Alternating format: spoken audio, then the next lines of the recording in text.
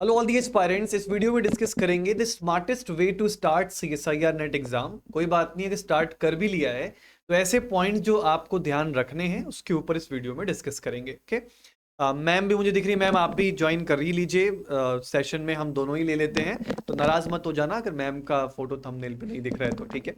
हाँ, तो सबसे पहले कुछ इंपॉर्टेंट पॉइंट्स हैं मैम जिसके ऊपर हमें ध्यान रखना है। तो इस सेशन में ना सबसे पहले हम लोग रिपीटर्स के बारे में बात करेंगे और उसके बाद जो फ्रेशर्स हैं उनके बारे में बात करेंगे, है ना। दोनों लोगों को एड्रेस करेंगे।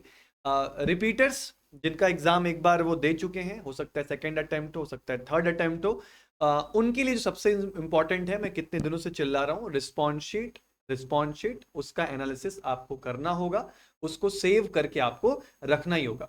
मैम आपको क्या लगता है रिस्पॉन्स शीट से फिजिकल केमिस्ट्री में इस बार वो क्या सीखें, क्योंकि फिजिकल थोड़ा ट्रिकी बता रहे हैं, डिफरेंट बता रहे हैं, तो उनको फिजिकल केमिस्ट्री की रिस्पॉन्स शीट से क्या क्या सीखने को मिलेगा? सर पहले तो रिस्पॉन्स शीट देख के उनको ये सीखने मिलेगा कि क्वेश्चंस ही बहुत कम किए हैं। हम्म। सबसे पहली चीज़ कि क्वेश्चंस हमें अटेम्प्ट करने थे। हो सकता है पेपर का थोड़ा सा ऊंचा नीचा हो जाता है, ठीक है, चलता है उतना। हम्म। बट ये आपको देखना पड़ेगा कि आपने उस टाइम में कितने क्वेश्चंस किए हैं। यहाँ से एनालिसिस करना पड़ेगा कि कितने क्वेश्चंस आपको अटेम्प्ट करने चाहिए थे, कितने क्वेश्चंस आपने किए हैं, कितने पे आपका मामला ठीक ठाक जा रहा था, किसी ने ज़्यादा कर दिए, किसी ने कम कर दिए। तो सर रेस्पॉन्स शीट से सबसे पहले ये पता चलेगा। और कुछ इंपॉर्टेंट चीजें, जैसे तुम सिली मिस्टेक करते हो बहुत ज्यादा, तो कितने क्वेश्चंस में सिली मिस्टेक हुए, और कहीं ऐसा तो नहीं कि तुम 40 42 30 नंबर पे फंसे हुए हो, तो सिलेबस की दिक्कत तो नहीं है, उससे ही आपको पता लगेगा कि सिलेबस ही पूरा नहीं किया है। या फिर आप जैसे कि हाउ मेनी, इसमें मैंने लिखा हुआ है what happened in those 3 hours, उन 3 घंटों में क्या आपके साथ घटित हो रहा था, वो सब कुछ रिफ्लेक्ट बैक करेगा। और जितनी भी चीजें याद आएंगी ना उनको पीस ऑफ पेपर पे लिख लेना, ताकि वो अगले अटेम्प्ट के लिए, और ताकि आप जब तैयारी में आगे बढ़ो तो वो आप उन गलतियों के ऊपर काम कर सको। एक तरीके से सर ये पता चल जाएगा कि मेरी वीकनेस क्या क्या रही है लास्ट वाले। राइट। जो गलतियां पहले करी वो नहीं करनी है ना, तो रिपीटर्स को ये ध्यान रखना है। और अगर यही हम लोग किसी फ्रेशर की बात करें जो पहली बार एग्जाम को देने वाला है, तो सबसे पहले आपको रीसेंट जो ट्रेंड है उसको समझना होगा। ऐसा नहीं 1975 में जो पेपर बन रहे थे आप उन्हीं को सोच रहे हो कि वैसे ही पैटर्न पे सवाल आएंगे। तो ऑर्गेनिक में तो मैम रिएजेंट्स काफी बदल गए हैं, फिजिकल में क्या सर ट्रांसफॉर्मेशन देखने को फिजिकल मिला में है? इस बार सबने देखा ही है आप लोगों ने कि यार क्वांटम में थोड़ा सा नया ट्रेंड आपको देखने मिला है। बाकी लमसम ठीक था सारा मामला, बट क्वांटम के क्वेश्चंस थोड़े डिफरेंट टाइप के थे। कुछ एक क्वेश्चंस आपके थर्मो से भी थे, थोड़े अलग से क्वेश्चंस इस बार बने थे। तो ये सारे ट्रेंड्स हमको ना अब नोट डाउन करते हुए चलने हैं कि पुराना वाला तो ठीक है, इंपॉर्टेंट चीजें, लेकिन अब नया क्या क्या आ रहा है उसको भी आपको जो है अपना लिखना है कहीं। राइट।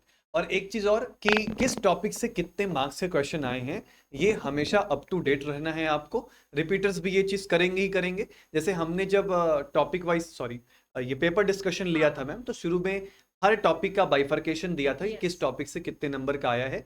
ये वेबसाइट पे भी अपडेट हो जाएगा, आप वहां से भी चेक कर सकते हो। तो ये क्लियर कट रखो कि किस टॉपिक से कितना आया था। फिर कितने टारगेट मार्क्स आपको करने चाहिए, कितना आप सोच के चलोगे। हाँ, आपको क्या लगता है इस बार कितना मार्क्स इनको टारगेट करके चलना चाहिए था?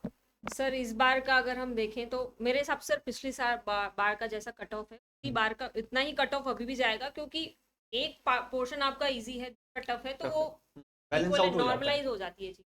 तो आपको कट ऑफ अगर आप बात करोगे तो वही 120 ही अपन मिनिमम पकड़ के चलना चाहिए। हम्म। तो तब कहीं पे हम 115 114 इतने पे। और बाकी एक फ्रेशर्स को सबसे बड़ी समस्या ये होती है, जैसे अभी एक ऑफलाइन में भी स्टूडेंट मेरे से मिलने आई थी, कि स्टार्ट कहाँ से करें। या उन्होंने, जैसे मान लो फिजिकल केमिस्ट्री है, अभी वो स्टार्ट ही नहीं कर रखा, तो ऑर्गेनिक अच्छी लगती है तो चलो उसको तो पढ़ लिया, लेकिन जो एक फिजिकल को अगर स्टार्ट करना है मैम, तो क्या लगता है कौन से टॉपिक से स्टार्ट करें? तो सर मतलब ये ह्यूमन टेंडेंसी है कि यार हमको जो चीजें अच्छी लगती है ना वो हम पढ़ हाँ। के खत्म कर लेते हैं, जो राइट। नहीं आ रही है उसको हम ना बाद तक के लिए बचा के ही रखते हैं और फिर वो छूट ही जाता है। छूट जाए। तो आपको स्टार्ट करना है मेजर टॉपिक्स, वही सर ने जो बोला कि वेटेज आप देखिए हर टॉपिक का और उस बेसिस पे स्टार्ट करो। जैसे केमिकल काइनेटिक्स का वेटेज इस बार काफी अच्छा था, क्वांटम का हर बार ही बढ़िया रहता है। हम्म। तो ऐसे टॉपिक्स जिनसे हाई वेटेज आ रहा है उसको तो आप पहले से करना स्टार्ट करो। ये राइट। और एक एक चीज और ध्यान रखो कि नेट के साथ तुमको दूसरे एग्जाम्स भी देने हैं। ऐसा नहीं कि खाली नेट के लिए कंटेंट पढ़ लिया तो वो गेट में इस्तेमाल नहीं होगा, या वो यूपीएससी जियो साइंटिस्ट में नहीं होगा। तो फॉर्म फिलअप करो, उसके लिए रेडी रहो। और आपको एग्जाम तो दूसरे वाले भी देने हैं, ठीक है ना, उसके लिए भी माइंड प्रिपेयर करके रखो। टॉपिक वाइज एनालिसिस आप वेबसाइट से ज़रूर देख लेना, वो इम्पॉर्टेंट है। और इसके बाद कुछ इंपॉर्टेंट चीज़ें जो तुम्हारी पूरी तैयारी है ना, वो कुछ फेजेस के अंदर डिस्ट्रीब्यूटेड रहती है। जैसे फेज 1 हो गया, पहले तुम सिलेबस कवर करोगे और उसका फिर अपना रिवीजन वगैरह करोगे। फेज 2 सबसे इंपॉर्टेंट है कि भाई कॉन्सेप्ट्स को अप्लाई हुआ या नहीं हुआ। बैच में मैं बच्चों को बार बार कहता हूँ कि भाई डीपीपी और संडे टेस्ट पे फोकस आपको रखना है, क्योंकि वहां से प्रैक्टिस आपका स्टार्ट होता है ना। आपको क्या लगता है मैम, फिजिकल में प्रैक्टिस कितना इंपॉर्टेंट? बिल्कुल सर, फिजिकल में तो सर प्रैक्टिस ही इंपॉर्टेंट है। आप थ्योरी को चाहे 25 बार पढ़ लो, लेकिन जब तक आप क्वेश्चन सॉल्व न्यूमेरिकल नहीं करोगे ना, तब तक आपको ये नहीं आप बोल पाओगे कि मैं यहाँ से मार्क्स लेके आ सकता हूँ। और short notes ma'am? Short notes उससे भी ज़्यादा इंपॉर्टेंट है, क्योंकि थ्योरी याद नहीं होगी कभी भी, पूरी करनी भी नहीं है। फॉर्मूलाज बहुत इंपॉर्टेंट है, तो शॉर्ट नोट्स में फॉर्मूलाज याद कीजिए और उसके बेसिस पे एप्लीकेशन हमको उसका सीखना कैसे अप्लाई। कि जो जैसे टॉपिक है ना, हायरार्की समझना चाहिए। अब जैसे सॉलिड हाँ। स्टेट है तो अब उसमें पक्का पता है कि पहले एससीसी, फिर बीसीसी, फिर एससीपी, सर। तो उसके फाइनल रिजल्ट्स को एक जगह लिख वो लिया लिख कि ए लिया। और आर में रिलेशन क्या है, पैकिंग एफिशिएंसी क्या है। बिल्कुल सर। फिर उसके बाद डायमंड वाला आ जाएगा, Yes, फलान sir, ढिमकान yes. ऐसे। तो एक पेज में मेरे ख्याल से वो कंसाइज हो सकता है। हो सकता तो वो चीज करने की कोशिश करो। फिजिकल ऑर्गेनिक में बच्चे पूछते हैं शॉर्ट नोट्स बनाने, नहीं बनाने है, वहां वो पे। नहीं बन सकता फिजिकल वहाँ में पे। शॉर्ट नोट्स बनाने हैं आपको ना, लेकिन वो थर्ड फेज में आएगा जब आप एग्जाम से 1 महीना 2 महीना पहले रहोगे, तब शॉर्ट नोट्स बनाने। बच्चे क्या करते हैं मैम, अभी 6 महीने पहले से शॉर्ट नोट्स में चालू हो जाओगे, अभी नहीं बनेगा दोस्त मेरे। अभी तो आपको पढ़ना है, पहले समझो चीजों को। पढ़ चुके हो तो प्रैक्टिस करो, शॉर्ट नोट्स अभी मत बनाओ। एग्जाम से 1 1.5 महीना पहले ही शॉर्ट नोट्स बनाने है ना। और मॉक टेस्ट आपको टॉपिक वाइज लगाने हैं और फिर फुल लेंथ मॉक टेस्ट लगाने हैं। ऐसी कोई टेस्ट सीरीज को टच मत करो जिसमें सॉल्यूशंस ना हो, वीडियो सॉल्यूशंस ना हो, वरना फिर डाउट क्लियर नहीं होने होता वाला है। रह जाता है। तो ये चीजें आपको ध्यान रखनी है। पूरी तैयारी आपकी 3 फेजेस के अंदर डिस्ट्रीब्यूटेड रहती है। एक और समस्या ये होती है कि अपने दिन को कैसे मैनेज करें मैम। सर आई थिंक ये बहुत इंपॉर्टेंट है, जैसा आपने यहाँ पे बताया भी है कि एक ही दिन में आपको थ्योरी भी पढ़नी है, आपको उसको रिवीजन भी करना है। ऑब्वियसली रिवीजन करोगे तभी क्वेश्चन कर पाओगे। तीनों चीजें इंपॉर्टेंट है, प्रैक्टिस, थ्योरी, रिवीजन। अब सीक्वेंस आपका ये होना चाहिए कि थ्योरी पढ़नी है, फिर आपको उसका रिवीजन करना है और फिर प्रैक्टिस करना है। तो टाइम को फिर आपको इसमें जो है तीनों में बांटना पड़ेगा कि कितना टाइम थ्योरी। अगर आप एक फ्रेशर हो तो फर्स्ट ऑफ ऑल आपको सबसे ज़्यादा टाइम उसी में, कि समझ में आएंगी चीज़ें, तभी आप उसको दूसरी बार रिवाइज करोगे तो फटाफट रिवीजन होगा। और जब रिवीजन हो जाएगा तो फिर आप प्रैक्टिस। तो पहले तो कुछ बच्चे ये पूछते रहते हैं हम कितने घंटे पढ़ाई करें। तो भाई देखो, अगर तुम अच्छे से एक आइडियल स्टूडेंट हो जो फुल टाइम तैयारी कर रहा है, तो उसको ये पैटर्न फॉलो करना है। 4 घंटे की क्लासेस, मतलब कि आपकी थ्योरी क्लासेस होनी चाहिए जहां से आप सीख रहे हो। बैचेस में हो तो आप बैचेस से, ऐसे ही हम करते हैं, यही पैटर्न फॉलो करते हैं, आप ये कर सकते हो। यूट्यूब से क्लासेस ले रहे हो तो 5 बजे एक क्लास होती है, 9 बजे एक क्लास होती है, वो अटेंड कर सकते हो।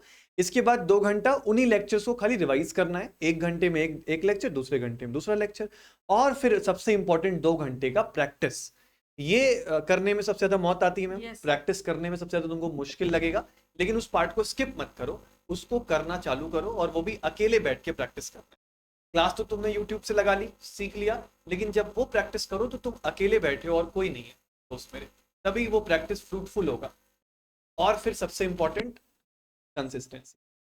ये क्या करते हैं मैम, 2 दिन तो झंडे गाड़ देंगे, बहुत एनर्जी है, बहुत बस। एनर्जी है। तीसरे तीसरे चौथे दिन दिन फिर से एनर्जी आपकी फुस हो जाती है। तो एक कांस्टेंट पेस बरकरार रखो, ताकि एक ही एनर्जी के साथ आप चलते रहो, है ना। और आप जब तैयारी कर रहे थे मैम, तो आप कितने घंटे पढ़ते थे, सही सर सही अब बताना। मेरा आप पूछोगे ना तो सर हाँ। मैंने इनको ना 2 दिन पहले बैच वाले स्टूडेंट को बताया कि वही क्लासेस जैसे आपकी चलती है 8 से 1 2 तक, मैंने भी वही क्लासेस में, फिर वही खाना खाना होता है, उठ के पढ़ना होता है, फिर से थोड़ा बहुत कुछ आप जो है कुछ भी खाना है आपको, रिफ्रेशमेंट चाय वगैरह पीनी है, पियो, फिर से बैठो पढ़ने, खाना खा लो, पढ़ो, सो। सर इसके अलावा सच में मैंने कुछ नहीं किया। ये सच है। ज्यादा मैम ने प्रेशर नहीं लिया, बस पढ़ा खाया सोया है दोस्त हाँ, मेरे, ठीक उतना है। दिमाग नहीं लगाया है सर। जो हाँ रोज मतलब, पढ़ते थे उसका हाँ। रिवीजन मैंने रोज का रोज किया है, ये बहुत इंपॉर्टेंट। और रिवीजन अगर आप कर लोगे तो फिर आपको अगले दिन क्लास में बैठोगे तो मजा आएगा। रिवीजन नहीं करके जाओगे तो ऐसा लगेगा वही तारे जमीन पर वाला हाल हो जाएगा। तो मतलब ये एक, इसको हार्ड एंड फास्ट मत बना लो कि 4 घंटा एकदम 4 घंटा ही सटीक पढ़ना है। हाँ, लेकिन दिन को ऐसे डिस्ट्रीब्यूट करके रखो ताकि आपका एक टाइम थ्योरी पे भी जा रहा है, प्रैक्टिस पे भी जा रहा है, और एक टाइम आपका रिवीजन पे भी कंज्यूम हो रहा है ना। तो डिस्ट्रीब्यूटेड होना चाहिए आपका टाइम। अब सबसे इंपॉर्टेंट पढ़े कहाँ से, तो ये भी एक सवाल है जो बच्चे अभी स्टार्ट ही कर रहे हैं। तो सुपर इमोशन 2.0 बैच हमने स्टार्ट किया है, ये मंडे से आप इसमें क्लासेस ले रहे हैं मैम। मंडे से मैम की इसमें सॉलिड स्टेट की क्लास है, हाँ तो आप वो क्लासेस अटेंड करो, मुलाकात आपसे मैम से होगी। तो सुपर इमोशन बैच ले सकते हो, या यूट्यूब पे अभी करंटली आप क्या पढ़ा रहे हो मैम? सर, अभी जो है केमिकल काइनेटिक्स चल रहा है, इसके हम्म। बेसिक्स हम लोगों ने लास्ट वीक में कवर किए हैं। इस वीक हम थोड़े से एडवांस वाली चीज़ें उसमें पढ़ रहे हैं। हम्म। इससे पहले अगर आप बिल्कुल बेसिक से पढ़ना चाहते हो फिजिकल के लिए, तो बेसिक मैथ्स के सेशंस भी आपको मिलेंगे, जिसमें कर्व कैसे पढ़ाए जाते हैं, कर्व को आपको कैसे बनाना है, हम्म। आपको एक्सपोनेंशियल वगैरह चीज़ें क्या हैं, दूसरी चीज़ फिर यूनिट कन्वर्जन जो बहुत इंपॉर्टेंट चीज़ है, ये सारी चीज़ें मैंने उस सेशन में ली हुई हैं, तो आप वो जाके पहले देखिए फिर आप स्टार्ट करो। तो बेसिक वाली जो चीजें हैं यूट्यूब से भी आप कवर कर सकते हैं। इमोशन बैच यूट्यूब पे चल रहा है, 5 और 9 बजे क्लासेस चल रही हैं, वो अटेंड कर लो। या अगर आप फ्रेशर स्टार्ट कर रहे हो तो you are most welcome in the batches super emotion 2.0। हम आपका इंतजार कर रहे हैं, और इस पे इंडिपेंडेंस डे के ऑफर्स भी एप्लीकेबल हैं, तो उसको भी ध्यान रखना। और मेरे ख्याल से आपके साथ सुरेश सर क्लास ले रहे हैं। हाँ सर, इनऑर्गेनिक इनऑर्गेनिक की की क्लासेस क्लास भी है। स्टार्ट हैं, वो स्टार्ट हो चुकी है। तो आपको भी वही 2 लेक्चर आपके चलने वाले हैं, जैसा सर ने बताया कि 4 आवर्स के आपके सेशन रहे। हम्म। उसके बाद आपको पर्सनल क्या, वो सेल्फ स्टडी हमें करनी, और सेल्फ स्टडी के बेसिस पे फिर आपको डीपीपी वो आपको सॉल्व करना, तो भाई इतना करना। इतना माइंडसेट बना के आना कि मेहनत करनी पड़ेगी, हाँ बिना मेहनत के कुछ नहीं होने वाला। क्लासेस में हम रहेंगे आपके साथ, फिर उसके बाद आप जो मेहनत कर रहे हो वो आपको लॉयल्टी के साथ करना है। ये समझ के रखना कि तुमको दोपहर में टाइम निकालना पड़ेगा, तुमको रात में टाइम निकालना पड़ेगा। इतनी मेहनत के बिना तो नहीं होगा, क्योंकि हम जिस रेस में भाग रहे हैं उसमें हमारा कंपटीशन जिसके साथ है, भाई सब पहुंची हुई चीजें, तो आपको भी अपना स्तर बढ़ाना पड़ेगा। ठीक है, चलिए सेशन वाइंड अप करते हैं, मिलते हैं आपसे किसी और वीडियो में। तब तक के लिए thank you so much and happy luck. And happy independence day.